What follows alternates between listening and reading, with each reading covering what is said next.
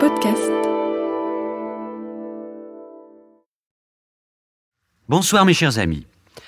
Je vous ai raconté comment, traqués par la police, Arsène Lupin et une mystérieuse dame blonde avaient disparu de l'appartement d'un avocat, maître Detinant, rue Clapeyron, sans qu'on pût trouver par où ils étaient passés.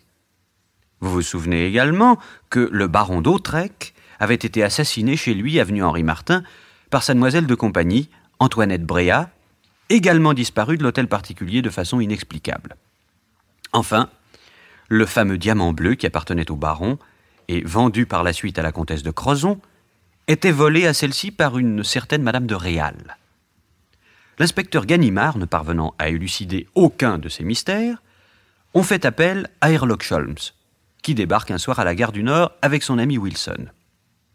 Il saute immédiatement dans un fiacre. Arrivé rue Clapeyron, Sherlock Holmes examina la maison de maître Detinant, puis il alla à l'avenue Henri-Martin voir l'hôtel du baron d'Hautrec. Le lendemain, il eut une importante entrevue avec Suzanne Gerbois au sujet de la dame blonde, puis il interrogea le professeur Lemartrois, psychiatre, qui avait soigné le baron d'Hautrec. Enfin, il visita de fond en comble l'appartement de maître Detinant et il retrouva son ami Wilson qui l'attendait en bas. Alors ? Rien trouvé. De toute évidence, cet immeuble est truqué. Et comme celui de l'avenue Henri-Martin. Il y a maintenant une petite chose que j'aimerais bien savoir. Quoi donc ? Si c'était ce que j'espère, nous aurions fait un pas de géant. Wilson, vous avez de meilleurs yeux que moi. Voudriez-vous lire sur la façade le nom de l'architecte qui a construit cette maison ? Lucien Destange, architecte 1875. Et la maison d'à côté ? Lucien Destange également. Merci. Cocher ? Oh ! Montez, Wilson. Cocher 134 avenue Henri-Martin.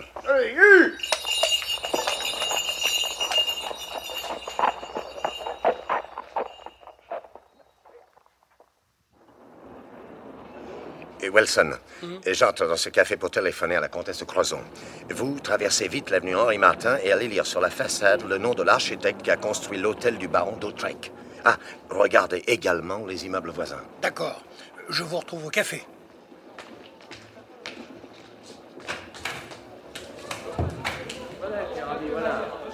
Je voudrais téléphoner, monsieur, s'il vous plaît. La cabine est là, tout de suite à droite. Merci.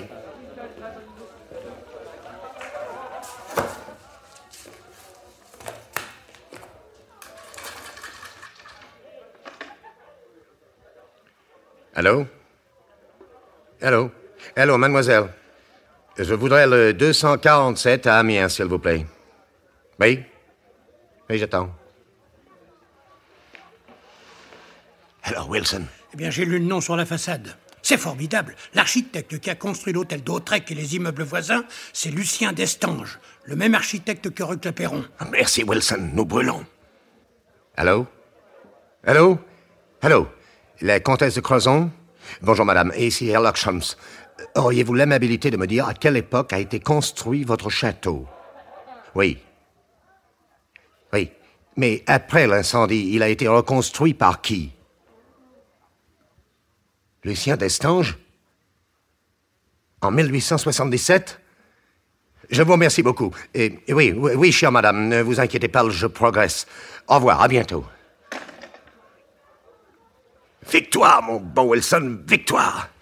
Nous savons maintenant pourquoi les 3 demeures où se sont dénouées les 3 aventures de la Dame Blonde ont été choisies par Arsène Lupin. Parce que ces 3 demeures ont été construites par le même architecte? Exactement. Mais il y a 30 ans, ce Destange, en construisant ces immeubles, n'a pas pu les truquer en pensant à Arsène Lupin, puisque Lupin n'était pas né. Très juste. C'est encore une des choses qu'il me reste à éclaircir. Mais je suis sûr de gagner, puisque maintenant je tiens le bout du fil. Le lendemain, à 8h du soir, Wilson attendit Sherlock Holmes à l'angle de la place Malesherbes et de la rue Montchanin, ainsi que son ami l'en avait prié. Bonsoir, monsieur Wilson. Mais monsieur, je ne vous connais pas. C'est moi, Sherlock Holmes, imbécile. Oh, par exemple, comment vous, ce vieux monsieur, Ai-je assez l'air d'un rat de bibliothèque? dos voûté, barbe grise et lorgnon, alors là, tout y est, hein. Venez, mettons-nous dans cette porte cochère, j'attends quelqu'un. Qui donc? Arsène Lupin. Non. Si. Ce matin, en vous quittant, j'ai été me renseigner sur cet architecte, Lucien Destange. On m'a indiqué l'adresse de son secrétaire, à qui j'ai dévoilé mon identité et le but que je poursuivais. Cet excellent garçon, qui est ravi de m'aider, m'a appris ceci. Lucien Destange est un grand prix de Rome et officier de la Légion d'honneur. Sa santé et son âge ne lui permettent plus de travailler. Il a pris un secrétaire bibliothécaire parce qu'il veut classer un nombre considérable d'ouvrages qu'il a réunis sur l'architecture ancienne, moderne et internationale. Il a, en outre, une fille, Clotilde, 28 ans, qui parle peu et ne sort presque jamais. Elle vit seule dans la partie gauche de cet hôtel de la place Malesherbes, que vous voyez là, et d'où je sors à l'instant. Enfin, le secrétaire m'a donné une lettre pour M. Destange, s'excusant auprès de lui de ne pouvoir venir, étant sérieusement grippé, et lui conseillant de me prendre comme remplaçant pour quelques jours. Je me suis présenté. Harry Stickman, de l'Université de Berlin. Il m'a mis aussitôt sur le catalogue de ses livres allemands. Et Lupin dans tout ça? Attendez, cet après-midi, Clotilde, la fille, est venue chercher un livre. C'est une brune superbe avec quelque chose de triste dans le regard. Tout à l'heure, comme la nuit tombait, son père a déclaré qu'il allait sortir. Ils ont quitté tous les deux la pièce et au bout de quelques minutes, j'ai vu une boiserie de la bibliothèque qui se déplaçait. Oh! Et tout à coup, est apparu un élégant gentleman que nous connaissons bien. Arsène Lupin? Oui. Je me suis dissimulé derrière une draperie et je l'ai vu fouiller dans des papiers. Mais qu'est-ce qu'il cherchait? Je ne sais pas. Soudain, il a couru se cacher derrière un rideau de la fenêtre. C'était Clotilde et son père qui revenaient. Il avait renoncé à sortir. Elle s'est installée pour lire, lui aussi. Mais au bout de quelques minutes, il s'est assoupi. Alors j'ai vu quelque chose d'étrange. Arsène Lupin est sorti de derrière le rideau et il est passé derrière le vieil architecte. Clotilde le regardait faire sans la moindre surprise. Mais elle est sa complice. Sans aucun doute. Et par mégarde, elle a laissé tomber un livre. Alors Destange s'est réveillé, en sursaut, et il a vu Arsène Lupin. Il lui a souri.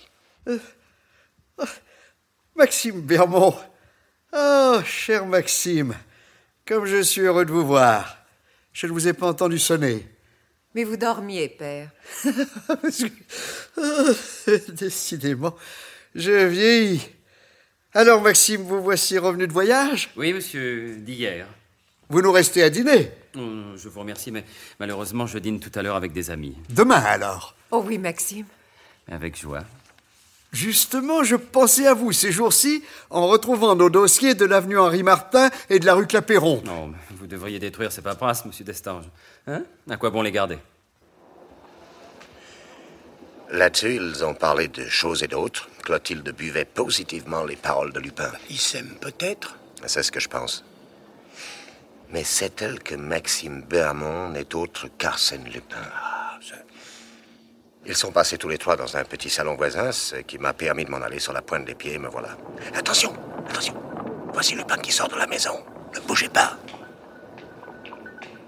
Mais qu'est-ce que c'est que ces deux types qui viennent lui parler? Chut. Écoutez-les. Bon, alors vous vous retrouver à l'étoile. Oui, entendu. Et maintenant, il quitte les deux autres. Vous avez entendu? Il leur a dit, venez me retrouver à l'étoile.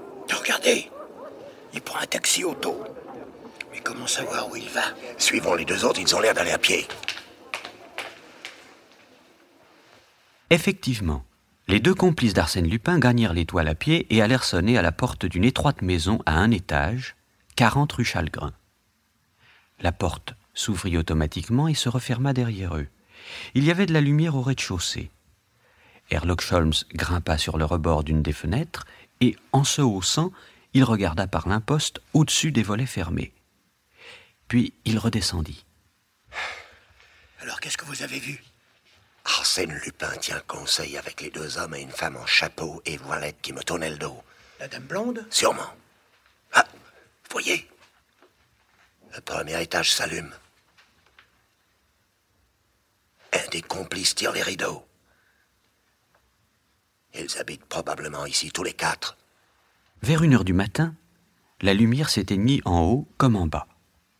Herlock Sholmes décida d'aller réveiller l'inspecteur Ganimard qui habitait à côté, rue Pergolèse. Il laissa Wilson en faction devant la maison. Et 1 demi-heure plus tard, il revenait avec Ganimard et des agents pour arrêter toute la bande. Personne n'est sorti de la maison, Wilson? Non, personne. Nous, lieutenant. Allez, sonnez, Ganimard, sonnez. C'est fait, mais on ne répond pas. À cette heure-ci, ils dorment.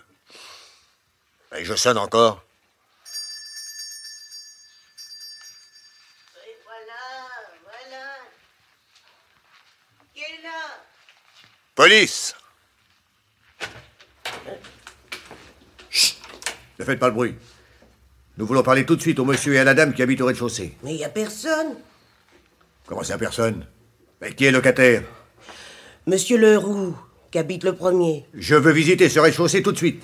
Un monsieur et une dame, ils sont venus à 9h du soir et n'en sont pas sortis. Bah, c'est pas possible, monsieur l'inspecteur. Monsieur Leroux a meublé ces pièces-là pour des parents de province. Un monsieur et une dame, en effet, mais c'est moi qui ai la clé. Quand ils viennent, ils me la demandent. Tenez, regardez, elle est encore pendue là au tableau de ma loge. Ouvrez-moi ce rez-de-chaussée. Oh, je veux bien. Suivez-moi.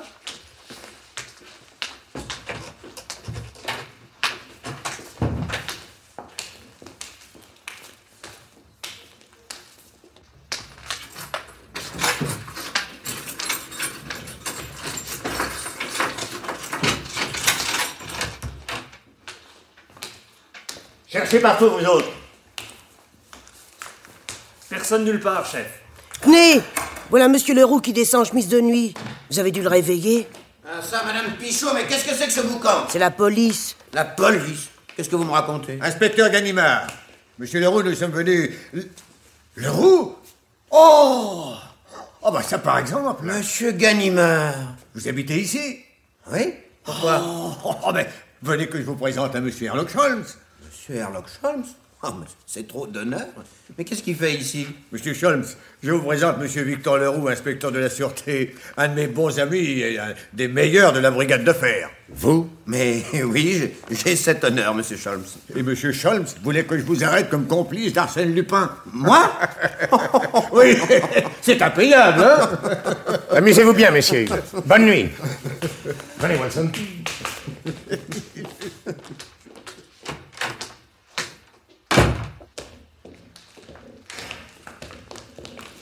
Enfin, ce Leroux est tout de même bien un des complices d'Arsène Lupin. Ça, nous le savons. Nous l'avons vu de nos yeux vus. Et vous ne dites rien. Et comment voulez-vous que je prouve que cet inspecteur est un bandit? Mais je finirai bien par les avoir. Tous, tant qu'ils sont. Venez. Oh, Wilson. Regardez donc par terre. Qu'est-ce que c'est que ça? Une petite pierre précieuse. On dirait un grenat. Oui. Oui, en effet, c'est un grenat. Par terre, près de cette porte par laquelle on descend sûrement à la cave. Sortons.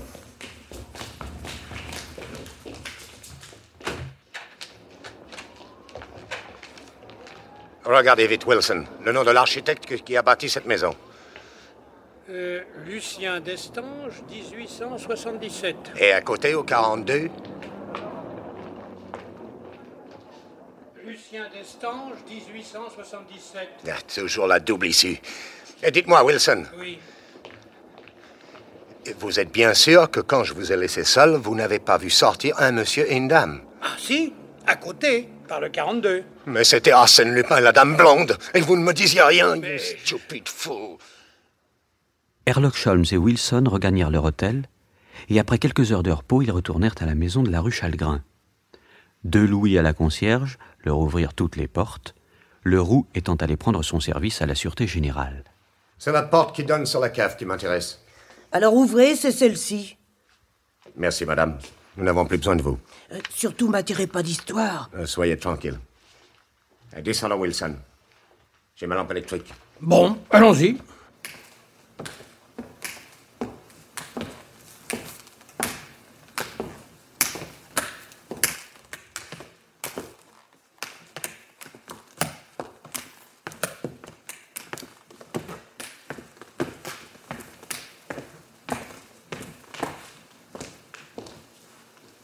Nous y voilà.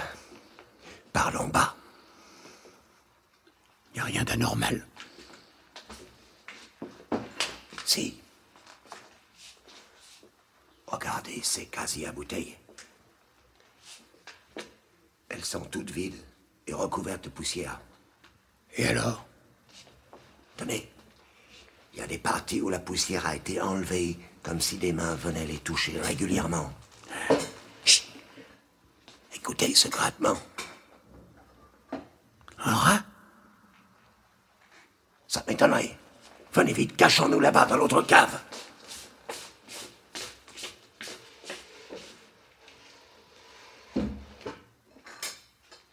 Tenez, qu'est-ce que je vous disais? Oh! Le casier à bouteilles se déplace. Un homme. Mais qu'est-ce qu'il vient faire? Regardez. Il ramasse des grenades qu'on a dû laisser tomber la nuit dernière. Oui. Il les met dans un écrin. Et maintenant, il efface les traces de pas sur le sable. Il va repartir. Sautons-lui dessus par surprise. Et pendant que je l'aveuglerai avec mon foulard, lisez le nom et l'adresse du joaillier sur l'écrin. C'est tout ce que je veux savoir. J'ai entendu. Allons-y. Voilà, c'est vu. Parfait. Tiens. Allez, venez vite.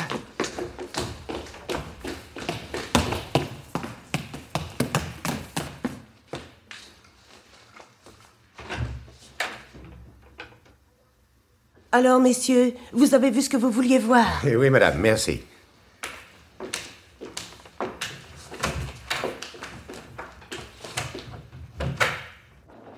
Mais je ne comprends pas, voyons. Pourquoi n'avons-nous pas fait prisonnier ce type?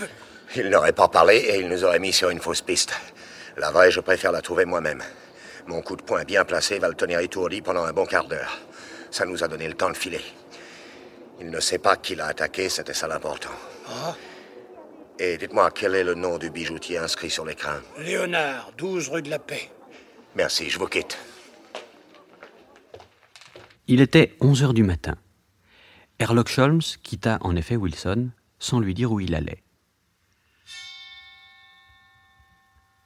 Le lendemain, en s'éveillant à 7 heures à son hôtel, Wilson songea qu'il n'avait aucune nouvelle de son ami, pourvu qu'il ne lui soit rien arrivé. Il passa une robe de chambre et alla frapper en face au 54.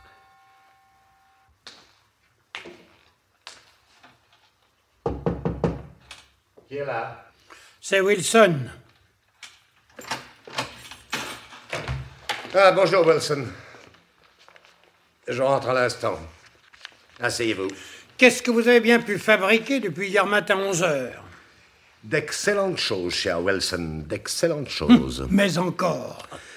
En vous quittant, je suis allé me mettre en faction dans le fiacre, en face du bijoutier Léonard, rue de la Paix. Nous avons attendu pour rien jusqu'à 5 heures, mais à 5h05, très exactement, j'ai vu arriver l'homme que nous avions surpris le matin de la cave. Il a attendu quelques minutes, guettant quelqu'un. Ce quelqu'un était une dame coiffée d'un grand chapeau enveloppé de voilettes. La dame blonde? Attendez. Ils sont entrés rapidement chez le bijoutier, l'homme a déposé les grenades sur le comptoir et la dame a montré un très beau collier ancien. Il avait dû être brisé et les grenades étaient certainement tombées au moment où, dans la nuit, elle était passée par la cave avec Arsène Lupin pour gagner la maison voisine. Un des complices avait dû être chargé d'aller ramasser les grenades tombées, mais une seule chose m'intéressait. Suivre la dame. Ah oui. Elle est sortie de chez le bijoutier, quitta l'homme et prit un fiacre que mon cocher suivit avec beaucoup d'habileté. Elle descend enfin devant un grand immeuble et elle entre. Je paie mon cocher, je monte derrière elle et je l'entends manipuler les clés et pénétrer dans l'appartement du second. Oui, mais alors là, impossible de la suivre. Et vous me connaissez mal. Je prends mon trousseau de clés, je taquine la serrure et j'entre. Folie! Non. Rien que des pièces vides. Un appartement inhabité. J'avance avec précaution, ma lampe électrique à la main. Soudain, j'aperçois de grands rideaux de velours formant portière et de la lumière filtrant le long des bords mal joints. Je m'approche, je risque un œil. Dans un boudoir très élégant, assise sur une méridienne, la femme est là, sans chapeau ni voilette. C'est Clotilde Destange. Clotilde Destange? La meurtrière du baron d'Autrec? La voleuse du diamant bleu? La mystérieuse amie d'Arsène Lupin? La dame blonde? Oui. Oh, mais attention. Vous m'avez dit que la fille de l'architecte était brune. C'est exact. Mais j'ai compris que dans l'émission qu'elle accomplissait pour Arsène Lupin, elle mettait une perruque blonde. Dieu sait si les coiffeurs français fabriquent des postiches plus vrais que nature. Et elle se composait ainsi un personnage impossible à dépister. Et moi, le premier, en voyant la brune Clotilde, comment pouvais-je imaginer qu'elle était la dame blonde? Mais ensuite, voyons, que s'est-il passé? Arsène Lupin est entré, il l'a prise dans ses bras et ils se sont longuement embrassés. Elle pleurait. J'aurais tant voulu vous rendre heureuse, Clotilde. Mais je suis heureuse. Mais non, puisque vous pleurez. Oh, ne soyez pas triste. Comment ne le serais-je pas, en considérant ces mains qui ont tué? Taisez-vous, ne pensez plus à cela. Le passé est mort. Il faut m'aimer, Maxime. Car aucune femme ne vous aimera autant que moi. Pour vous plaire, j'ai agi et j'agis encore. Non pas selon vos ordres, mais selon vos désirs secrets. J'accomplis des actes contre lesquels ma conscience se révolte. Mais je ne peux pas résister. Oh, j'aurais dû rester le Maxime Bermond que vous avez aimé il y a 5 ans, quand je dirigeais les travaux de votre père malade, et ne pas vous faire connaître l'autre homme que je suis. Mais j'aime aussi cet homme-là. Et je ne regrette rien. Mais j'ai tellement peur pour vous. Herlock Sholmes est sur nos traces. Je vais vider intégralement mon domicile. Toutes mes pièces de collection iront dans l'asile inviolable que vous savez. Le déménagement aura lieu après-demain, mercredi. À midi, tout sera terminé et je disparaîtrai pour quelque temps. Il veut déménager la rue Chalgrin? Mais non, vous savez bien que là, il n'y a rien, ou presque. Lupin voulait parler de son vrai domicile à lui, où il doit y avoir des merveilles. Mais comment connaître l'adresse? Je ne sais pas encore, mais je l'aurai. Et ils sont restés longtemps ensemble? Non, Lupin est parti au bout d'un quart d'heure. Clotilde l'a éteint et elle est sortie. Alors j'ai pénétré dans le boudoir, puis au hasard, j'ai ouvert des portes. Savez-vous, j'ai abouti. Non. Dans la bibliothèque de M. Destange. Sa fille était montée par un appartement dans la rue Montchanin qui communique avec l'hôtel de son père. Ah, c'est fantastique. Et savez-vous ce que j'ai fait cette nuit? Non. Je l'ai passé à fouiller les dossiers de M. Destange. Savez-vous sur quoi j'ai mis la main? Non. Sur une liste de 11 noms et de 11 adresses de domicile truquées par Lupin quand il avait remplacé Destange malade. Ceux de la rue Chalgrin, de l'avenue Henri Martin, de la rue Clapeyron, du château de Crozon, etc., etc. Ah, Herlock Sholmes, vous avez du génie. Herlock Sholmes décida d'agir au plus vite. Il reprit l'apparence de Herr Stickmann et il alla travailler chez M. Destange. Vers 9h30, Clotilde entra. Elle dit bonjour à son père, alla s'asseoir dans le petit salon et se mit à écrire. Herlock Sholmes se leva et s'adressa à l'architecte. Mademoiselle Destange m'a brillé de lui remettre ce livre dès que je l'aurai trouvé. Elle est là-bas dans le petit salon.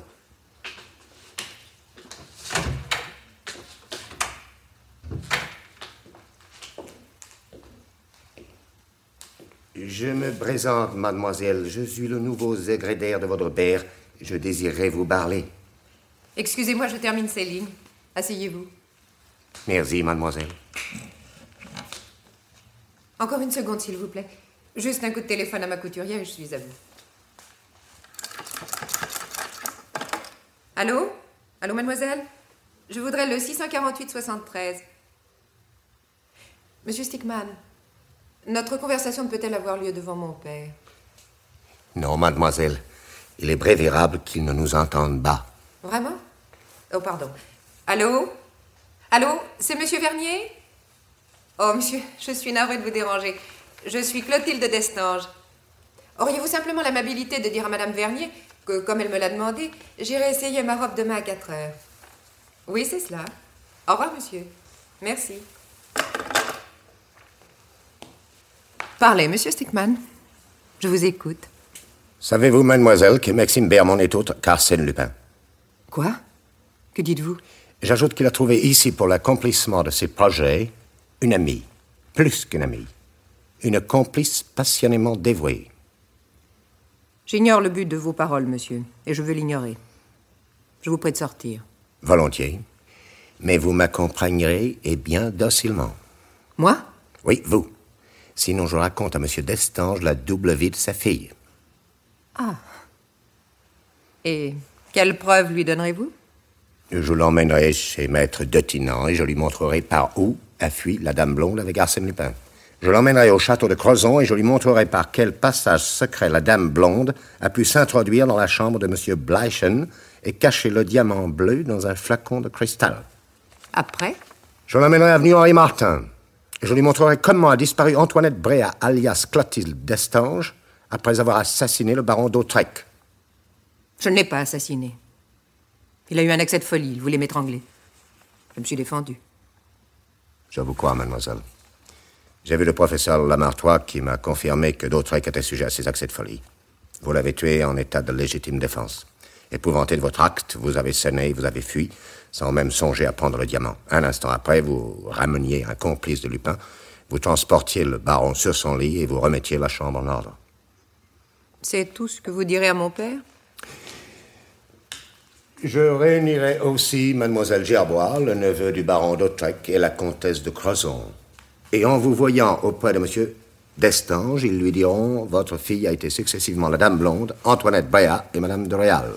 C'est elle, nous la reconnaissons. » Vous êtes Herlock Sholmes, n'est-ce pas? Oui. Que voulez-vous de moi? J'ai engagé contre Arsène Lupin un duel dont je veux sortir vainqueur. Je vous prends comme otage.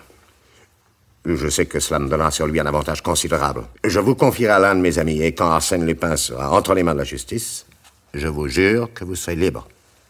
Soit. Je vous suis. Il faudra donner à M. Destange une raison qui explique votre départ. Inutile. Je serai ici tantôt. Comme vous êtes sûr d'Arsène Lupin. Aveuglément. Je l'aime, et il me sauvera. Venez. Mais, attention. Si vous tentez de vous échapper, j'appelle. N'oubliez pas que la Dame Blonde est sous le coup d'un mandat d'arrêt. Je ne ferai rien pour fuir. Soyez tranquille. Je vous crois. Allons.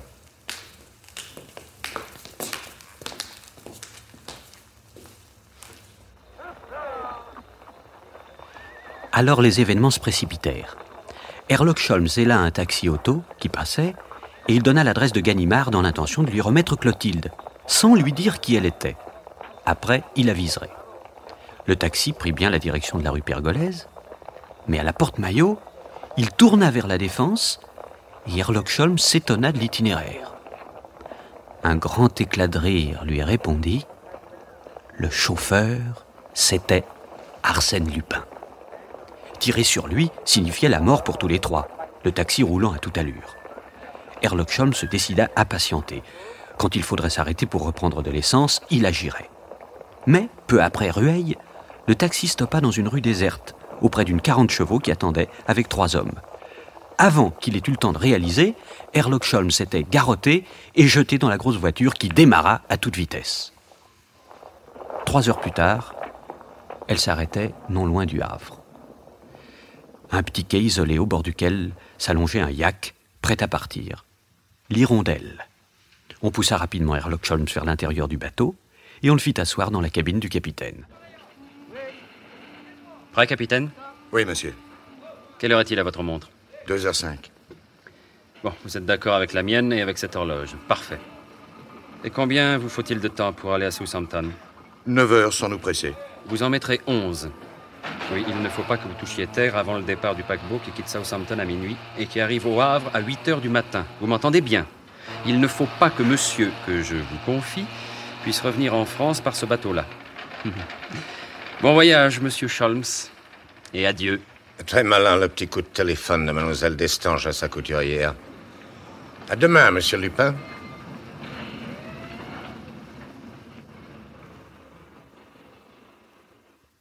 Le lendemain matin, dès 8h, 12 voitures de déménagement encombrèrent la rue Crevaux, près du bois de Boulogne.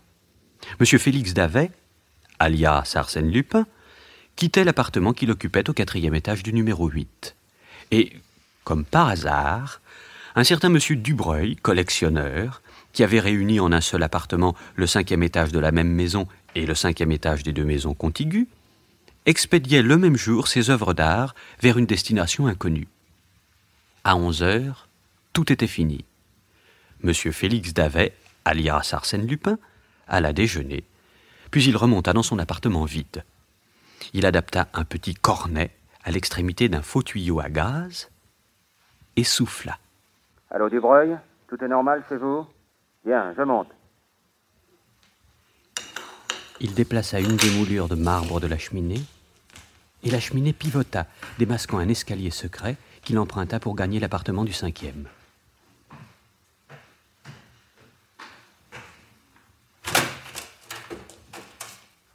Alors, c'est fini chez vous, Dubreuil? Oui, patron, tout est vide. Le personnel? Il n'y a plus que les 3 hommes de garde à l'étage des domestiques. Bien, redescendons chez moi. Ils reprirent le même escalier secret, et une fois chez lui, Lupin se mit à rire. Ah, je voudrais voir la tête de ceux qui découvriront comment ces appartements ont été truqués. Tous ces fils électriques, sonneries, tuyaux acoustiques et passages invisibles. Une machinerie de conte de fées. Quelle réclame pour Arsène Lupin. Je me sauve. Merci Dubreuil, à ce soir. Vous savez où, hein? D'accord.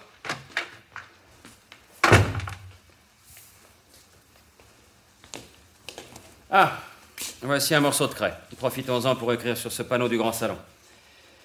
Ici, habita durant 5 années, au début du XXe siècle, Arsène Lupin, gentilhomme, cambrioleur. Et voilà. Eh bien, maintenant que je suis en règle avec les historiens de l'avenir, filons. Ah, mais dépêchez-vous, monsieur Sherlock Holmes. Avant 3 minutes, j'aurais quitté les 55 pièces des 6 appartements sur lesquels je régnais. Encore 2 minutes. Oh, me feriez-vous attendre, cher maître? Encore 1 minute. Vous ne venez pas? Qu'est-ce qui se passe? Les gens montent. Comme... Est-ce que Ganimard... Oh, il n'y a plus 1 seconde à perdre. Filons. Par l'escalier de service? Non, il y a sûrement des flics. Heureusement qu'il y a la cheminée. Ah bah ça c'est le bouquet alors. Mais la cheminée qui ne veut plus tourner. Mais elle fonctionnait pourtant bien tout à l'heure. Mais tonnerre de nom d'un chien. Ah moi alors je suis foutu si ce sacré mécanisme... Mais vas-tu marcher? Mais vas-tu marcher, nom de Dieu?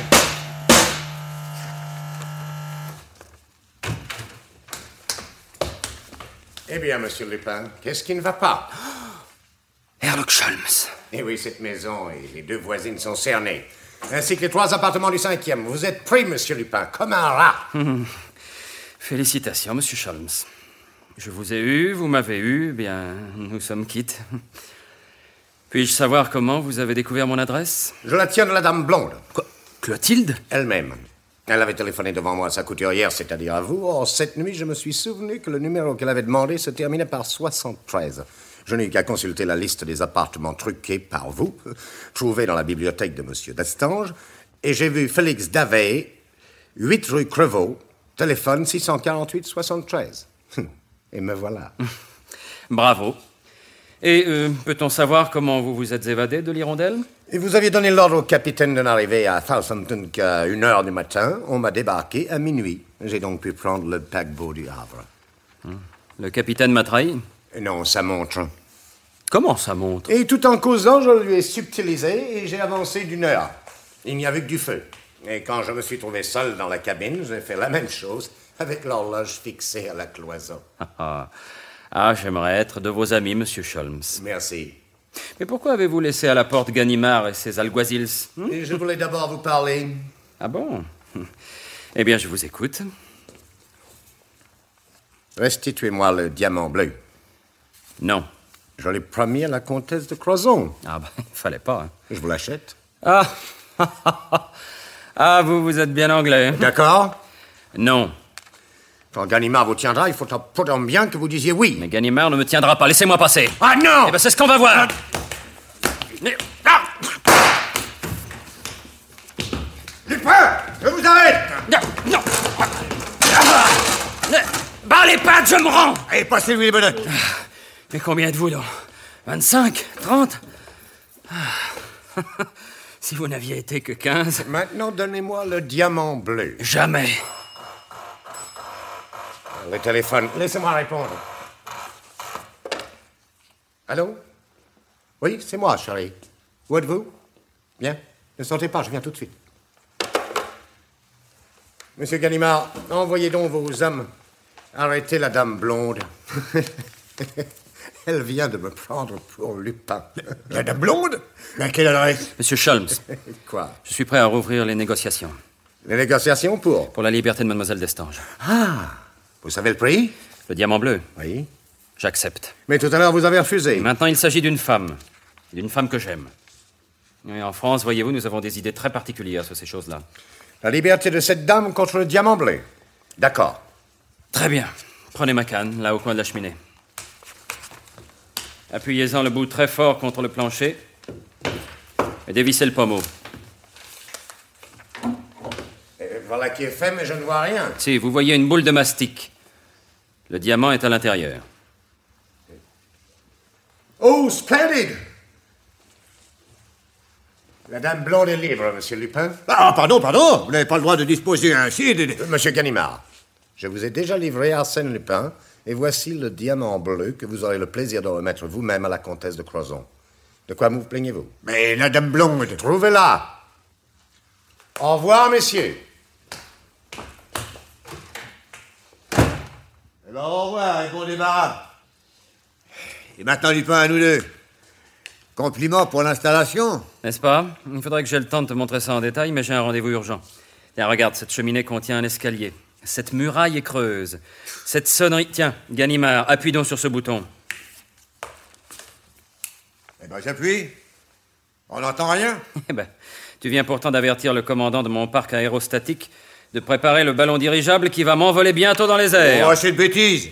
Allez, vous autres, embarquez-moi ce lascar et plus vite que ça. Le premier qui s'approche, je le volatilise. Avec des menottes, ça m'épaterait. Et ça? Arrêtez, n'abusez pas. Vous me l'esquintez, vous aurez affaire à moi. Oh, mais regardez-moi l'état où vous l'avez mis. Allez, prenez-le par les pieds, par la tête et descendez-le.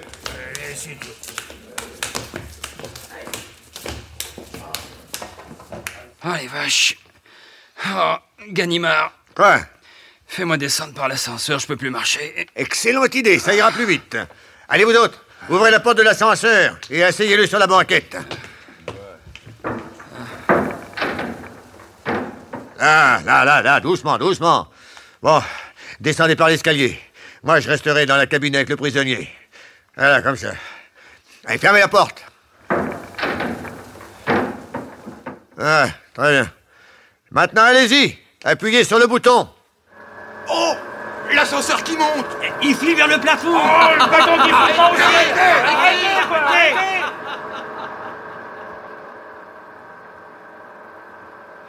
Arrivé au plafond, l'ascenseur truqué souleva une trappe et disparut aux yeux des policiers éperdus. Au 7e, à l'étage des domestiques, seulement accessible par l'escalier de service, 3 complices d'Arsène Lupin cueillirent leur chef et réexpédièrent Ganimard au rez-de-chaussée.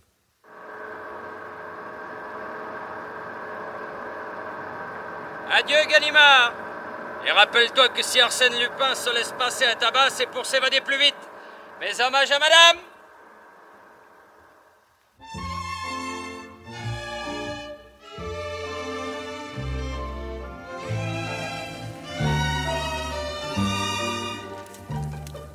Dans la série Les aventures d'Arsène Lupin, vous venez d'entendre, adapté par Jean Marcillac d'après le roman de Maurice Leblanc, Arsène Lupin contre Sherlock Holmes, la Dame Blonde, 3e et dernier épisode. C'est une production de Maurice Renaud. Prise de son René Cambien, bruitage Henri Saint-Georges, assistant Jacques Béraud, réalisation Abder Isker. Avec dans le rôle d'Arsène Lupin, Michel Roux. Sherlock Holmes, Jacques Berthier. Wilson, Raoul Marceau. Ganimard, Lucien Rimbourg. Monsieur Destange, Henri Crémieux. L'inspecteur Leroux, René Clermont. Avec Christian Delmas, André Chauffour et Henri Djanik. La concierge Catherine Georges. Clotilde, Françoise Christophe. Le conteur Robert Marcy.